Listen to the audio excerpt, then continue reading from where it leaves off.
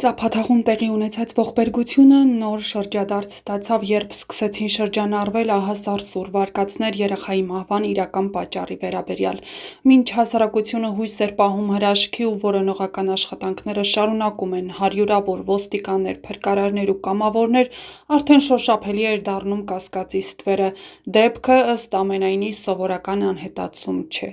Երեխայի հորաքույրը Ազատություն ռադիոկայանին տված հարցազրույցում հիշեց մի տարօրինակ դրվագ, որը սկզբում շատերը չգնահատեցին բավարար լրջությամբ, նույնիսկ մարզպետը խոսեց այդ մասին, նշելով, որ հավանաբար երեխան ասում է, որ չի կարող խոսել։ Երեխայի համր եղբայրը, որը 3 տարեկան Տիգրանի հետ էր եղել անհետացման պահին, որոշ շարժումներով փորձում էր ցույց տալ, թե ինչ է տեսել։ Նա անընդհատ ձեռքերը տանում էր կոկորդին, կարծես փորձում էր բացատրել ինչ-որ բան սեղմել էր կամ ինչ-որ մեկին խեղդել էին։ Այդ պահին հարազատները դա ընկալեցին որպես երեխայի շփոթված ու սթրեսային արձագանք, սակայն երբ օրեր շարունակ որոնումներն արդյունք չտվեցին, այդ փոքրիկ ակնարկն այլևս իմաստ ստացավ։ Ակնարկ, որը կասկածելիորեն համընկավ այն տեղեկության հետ, որ ընտանիքում եղել է ներքին լարվածություն։ Երեխայի հորաքույրը ցավով խոսեց այն հնարավորության մասին, որը չեն ուզում լսել, ոչ ընդունել։ Զգացվում է, որ ընտանիքը երկար օրեր պայքարում էր սեփական մտքերի հետ, հույսը կորցնելու և սարսափելի իրականությունը տեսնելու միջև։ Ոչ ոք չէր պատկերացնի, թե կգա մի օր, եթե նույնիսկ ընտանիքի ներսում կսկսեն հարց տալ. արդյոք դա դժբախտ պատահար էր, թե աններելի քայլ կատարված մոռացմունքի, զայրույթի կամ անսթափության պահին։ Տարածքում բազմաթիվ մարդիկ շարունակում էին անմիջական օգնություն ցուցաբերել։ Ծափաթաղն ու հարակից գյուղերը օրերով շրջեցին դաշտերը, անտառները, ափամերձ հատվածները։ Քչերն էին պատկերացնում, որ բոլորի աչքի առաջ թաքնված էր սև իրականությունը։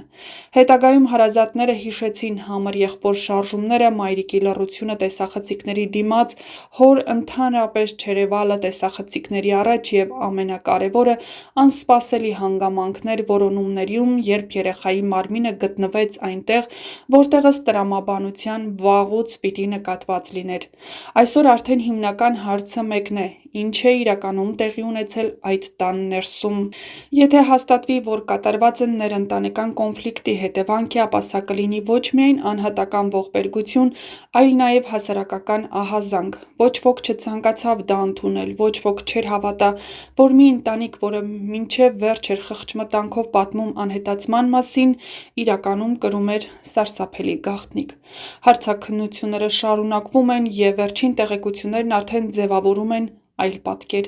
Եվ որքան էլ դժվար է հավատալ, որքան էլ ծանր է լսել, երբեմն ամենադժվար ճշմարտությունը հենց այն է, որ մենք ամենաշատն ենք փորձում հերքել։ Ցավոք, այս պահին այլ տեղեկություններ ներքին գործերի նախարար Արփինե Սարգսյանը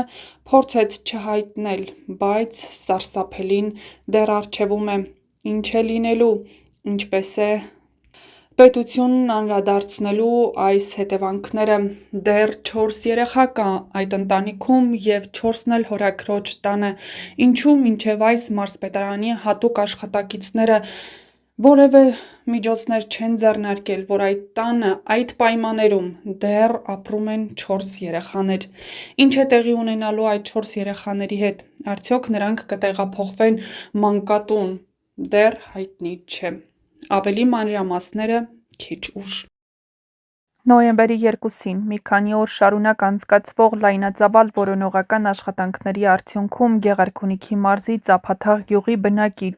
3-ամյա Տիգրան Հովհաննեսովի մարմինը հայտնաբերվեց դաշտամիջյան հատվածում, գյուղից բավական հեռավորության վրա, Ջիլ գյուղի ցուցանակից ընդամենը 60 մետր հեռավորության վրա։ Երեխան անհետ կորել էր հոկտեմբերի 27-ին գյուղի տարածքից, երբ դուրս էր եկել տնից, և օրերի ընթացքում իրականացվում էին բազմակողմանի որոնումներ։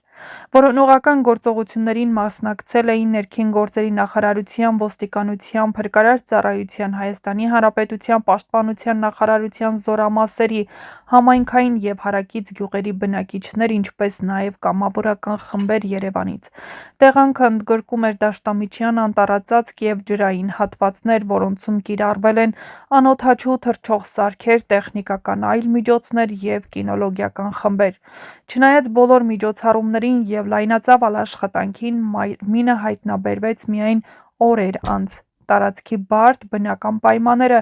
երեխայի փոքր տարիքը և տեղանքում հնարավոր քաշվածությունը,